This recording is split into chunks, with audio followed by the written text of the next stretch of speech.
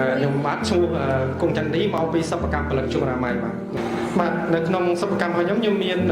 5ផលិតផលអង្កៃបាទទី1យើងមានផលិតជុំដោយខ្លួនឯងបាទយើងមានរោងចក្រផ្ទាល់ខ្លួនរហូតដល់15រោងចក្រហើយមកដល់ពេលនេះបាទហើយយើងមានទិញជុំចូលបាទពីរោងចក្រផ្សេងៗដែលគាត់ផលិតស្តង់ដារតាមយើងបាទហើយទី3គឺយើងមានបោះដុំសម្រាប់ថ្នាក់ខេត្តនៅតាមខេត្តមួយគឺយើងបោះដុំសម្រាប់តាមខេត្តហើយនឹងមានលក់រាយនៅរាជធានីភ្នំពេញបាទហើយនឹងទី5នោះយើងមានលក់ម៉ាស៊ីនផលិតជុំដោយខ្លួនឯងហើយយើងផលិតដោយខ្លួនឯងផ្ទាល់